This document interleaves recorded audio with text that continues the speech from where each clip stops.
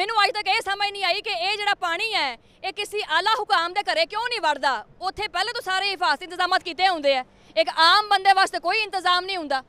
ਇਹ ਤਾਂ ਵੇਖਦੇ ਆ ਨਾ ਕਿ ਵੀ ਸੀਐਮ ਪੰਜਾਬ ਆਪਣੀ ਮਰੀਮ ਸਾਹਿਬ ਉਹ ਪੁੱਛਦੇ ਨੇ ਕਿ ਹਾਂਜੀ ਬਤਾਓ ਪਾਣੀ ਕਿੱਧਰ ਹੈ, ਕੀ ਨਾ ਕਹਿੰਦੇ ਹੁੰਦਾ ਸ਼ੁਏਬ ਪਾਣੀ ਕਿੱਧਰ ਹੈ।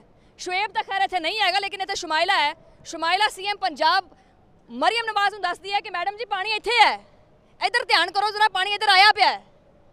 ਠੀਕ ਹੈ, ਤੁਹਾਨੂੰ ਅਪਡੇਟ ਮੈਂ ਦੇ ਦਿੱਤੀ। ਮੈਨੂੰ ਅੱਜ ਤੱਕ ਇਹ ਸਮਝ ਨਹੀਂ ਆਈ ਕਿ ਇਹ ਜਿਹੜਾ ਪਾਣੀ ਹੈ ਇਹ ਕਿਸੇ ਆਲਾ ਹੁਕਾਮ ਦੇ ਘਰੇ ਕਿਉਂ ਨਹੀਂ ਵੜਦਾ। ਉੱਥੇ ਪਹਿਲੇ ਤੋਂ ਸਾਰੇ ਹਿਫਾਜ਼ਤੀ ਇੰਤਜ਼ਾਮਾਤ ਕੀਤੇ ਹੁੰਦੇ ਆ, ਇੱਕ ਆਮ ਬੰਦੇ ਵਾਸਤੇ ਕੋਈ ਇੰਤਜ਼ਾਮ ਨਹੀਂ ਹੁੰਦਾ।